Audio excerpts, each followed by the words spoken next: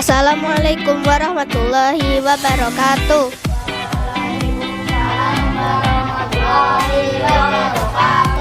Perkenalkan, kami dari kelompok Strawberry. Saya Alia Khanita Zafira. Saya Gegar Prestasi Pertama. Saya Zakia Tailah Wijaya. Saya Maula Kaisuran Nuhe. Saya Mutiara Ainun Nafisa. Hari ini kami akan mewawancarai Bapak Suwandi. Beliau adalah petugas penyuluh pertanian lapangan atau PPL di Kecamatan Pitu. Ingin tahu lebih jauh tentang pertanian? Yuk simak videonya. Assalamualaikum warahmatullahi wabarakatuh. Perkenalkan, saya Suwandi dari DPP Pitu, seorang penyuluh pertanian dengan wilayah binaan Desa Pitu dan Desa Kalang.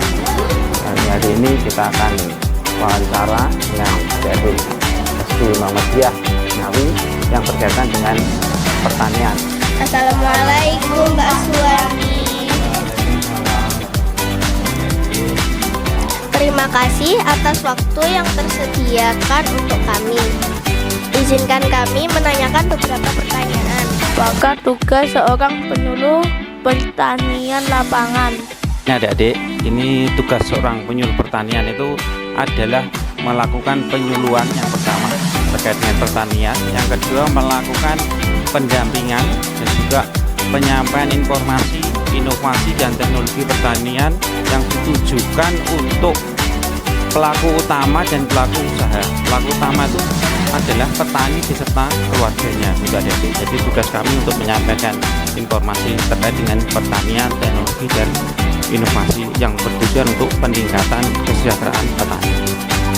Di mana Bapak biasanya memberikan penyuluhan? Untuk waktu atau tempat untuk melakukan penyuluhan, kami karena penyuluhan pertanian itu adalah kegiatan pendidikan non formal, jadi kami melakukan penyuluhan itu fleksibel, adik-adik. Kami bisa melakukan di sawah ketika ketemu petani, kemudian bisa di rumah-rumah petani ketika kami anjang sana, kemudian kami juga melakukan kegiatan penyuluhan di kelompok tani, karena kelompok tani ada pertemuan rutin dan juga ada kadang pertemuan secara gapotan dengan kelompok tani, dan kadang ada pertemuan di BPP, Balai Penyuluhan Pertanian selaku kantor kami. Nah, di tempat-tempat tersebut kami melakukan penyuluhan, jadi tidak seperti di bangku sekolah adik-adik ya. Jadi di satu tempat tidak, kami fleksibel sesuai dengan kebutuhan, karena itu tadi penyuluhan pertanian adalah pendidikan non formal. Kan Bapak memberikan penyuluhan. Nah, ini sesuai dengan tadi, karena pendidikan non formal, jadi waktunya tidak bisa kami tentukan, jam sekian, tidak bisa. Kami fleksibel sesuai dengan kesibukan dari petani. Bahkan kami sering melakukan penyuluhan itu di waktu malam, karena di jam-jam tersebut petani itu longgar. Jadi kalau siang beliau-beliaunya bekerja, kami memberi waktu untuk pertemuan itu di waktu malam. Bahkan seorang petugas penyuluh itu 24 jam, adik-adik. Jadi kadang ketika hari libur, beliau-beliau bapak-bapak petani pas longgar, kami juga harus siap, walaupun malam, walaupun di luar jam kerja kami. Sabtu, Minggu, dari libur, ketika petani menghubungi, Pak ada pertemuan, ya kami insya Allah tetap hadir. Jadi untuk waktu kami tidak bisa menentukan jam sekian ya, jadi fleksibel untuk waktu penyuluhan. Apa saja penyuluhan yang Bapak berikan? Ini kaitannya materi ya.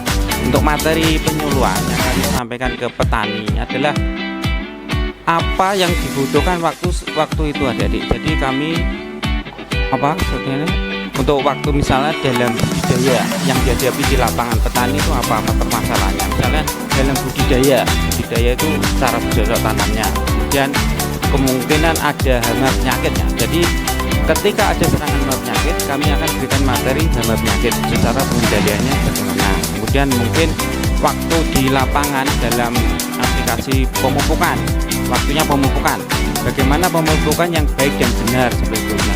Itu waktu-waktu untuk kami materi-materi yang kami sampaikan terkait dengan materi penyuluhan. Kemudian waktu panen pasca panen petani kesulitan untuk menjual hasil panennya. Kami di materi pelatihan, materi penyuluhan, mungkin dengan pengolahan hasil supaya nanti peningkatan hasil pendapatan dari petani tersebut. Jadi untuk materi kami sesuaikan dengan kebutuhan dari petani yang ada di lapangan. Selain itu juga kebijakan-kebijakan mungkin karena ada teknologi baru akan kami sampaikan ke petani yang bertujuan untuk efisiensi dalam pembiayaan, mungkin dengan teknologi baru, mungkin dengan mekanisasi ya adik-adik. Kalau dulu panen itu menggunakan sabit secara manual, sekarang dengan menggunakan combine, mungkin juga dengan tanam.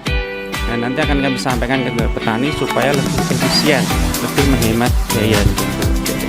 Jadi intinya untuk materi kami akan sampaikan, yang kami sampaikan ke petani adalah sesuai dengan kebutuhan dari petani tersebut. Siapa yang menjadi peserta dalam penyuluhan pertanian? Siapa yang menjadi peserta untuk penyuluhan? Untuk penyuluhan bahwa kami akan sampaikan penyuluhan adalah kami sampaikan untuk pelaku utama dan pelaku usaha. Pelaku utama itu adalah petani dan keluarganya. Untuk pelaku usaha itu adalah mungkin kios pupuk, semua untuk membantu kelancaran dalam budidaya pertanian tadi. Jadi yang kami sampaikan adalah pelaku utama dan pelaku usaha. Oke, untuk pertanyaan selanjutnya. Apa manfaat penyuluhan bagi pertanian? Ya adik, manfaat penyuluhan untuk pertanian itu adalah tujuan dari penyuluhan pertanian adalah meningkatkan ataupun merubah perilaku, sikap dan keterampilan dari petani.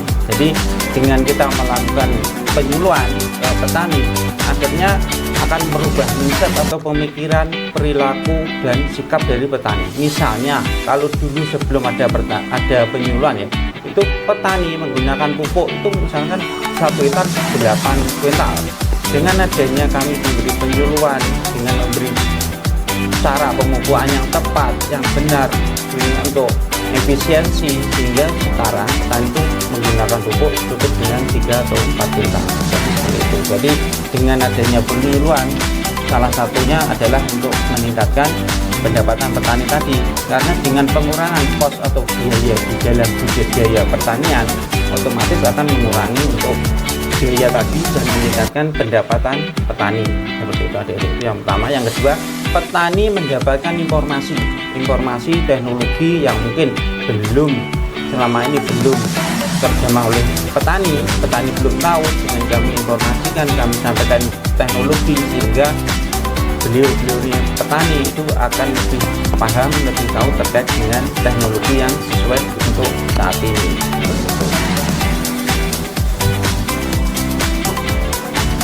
Mengapa petugas penyuluhan pertanian lapangan sangat diperlukan?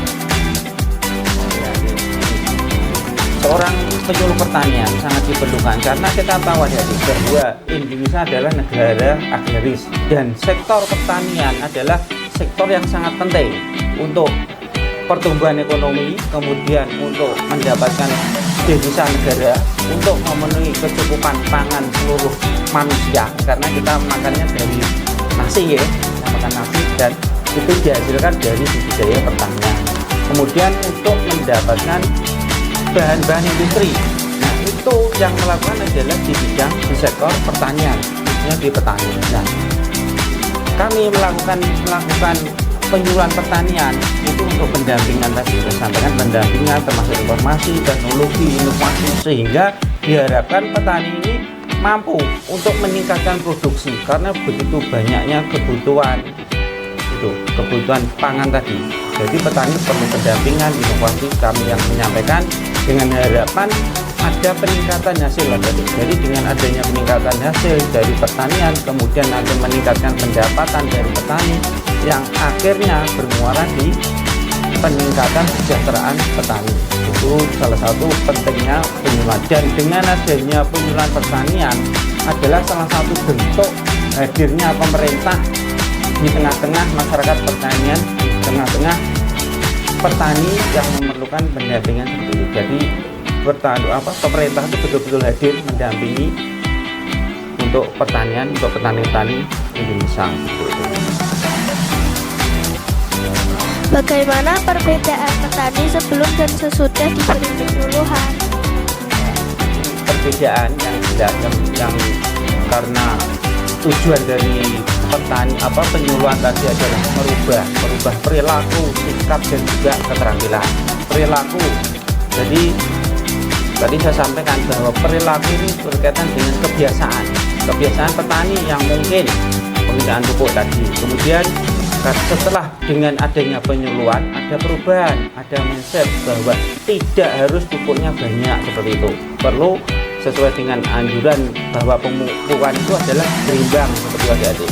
Kemudian juga ada perbedaannya lagi ketika nanti untuk biasanya petani itu ada yang sistem borong penjualannya, jadi tidak diambil hasilnya tapi dengan sistem borong, dan ini biasanya merugikan di tingkat petani. Kami menyediakan penyuluhan sehingga bagaimana produk itu bisa diolah sendiri dipasarkan dalam bentuk hasil olahan, sehingga nantinya akan meningkatkan pendapatan dari petani, tidak hanya dijual borongan seperti itu, salah satunya seperti itu. Kemudian juga kita bisa lihat bahwa kalau dulu petani-petani itu dalam penggunaan pupuk misalnya dalam budidaya yang penting hasilnya banyak seperti itu. Nah, dari kami mengajarkan bahwa tidak hanya mengejar hasil tapi juga mempertahankan kelestarian lingkungan. Artinya apa?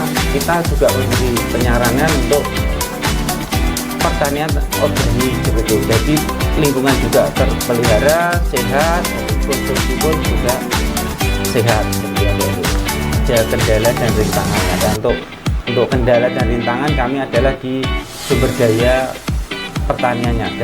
Dari petani itu kadang untuk antusias, untuk partisipasi itu kurang, karena petani biasanya mintanya bukti dulu terkait dengan apa yang kami sampaikan. Misalnya ada teknologi besar legowo untuk peningkatan hasil. Nah, itu petani biasanya tidak serta-merta langsung menerapkan, tidak, tapi minta bukti. Nah, ini kadang-kadang menjadi kendala kami. Kemudian dengan adanya teknologi sekarang, dengan media sosial, inovasi juga banyak berkembang, sehingga kami selaku penyuluh pertanian juga harus mengupdate ilmu-ilmu kami ya. Jadi tidak sampai ketinggalan, karena petani sekarang semakin mudah untuk mengakses informasi-informasi yang ada di media, sehingga jangan sampai nanti petani lebih cenderung ke media sosial daripada ke kami. Makanya kami harus juga mengupdate ilmu-ilmu kami yang ada supaya petani tetap memerlukan kami di lapangan. Jadi kami bisa kontribusi menyampaikan informasi teknologi ke petani.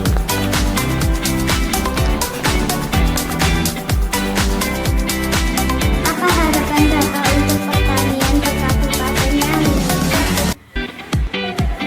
Harapan kami yang untuk pertanian di Kabupaten Ngawi, karena sesuai dengan arahan dari Bapak Bupati, sesuai dengan anjuran Bapak Bupati yang sekarang sedang gencar-gencarnya disampaikan adalah pertanian ramah lingkungan berkelanjutan, yang bertujuan tidak hanya kita mengejar produksi tapi juga menjaga kelestarian lingkungan, penggunaan pupuk-pupuk organik, bahan-bahan organik seperti itu.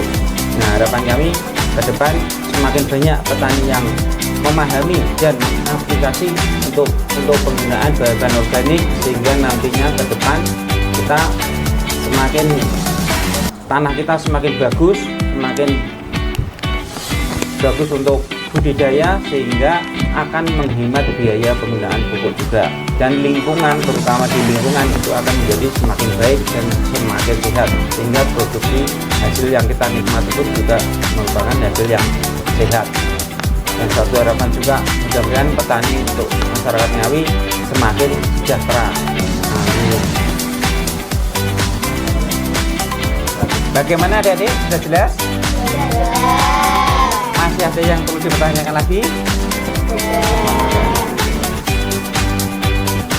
Terima kasih Pak Wandi atas informasi terkait petugas penyuluh pertanian lapangan.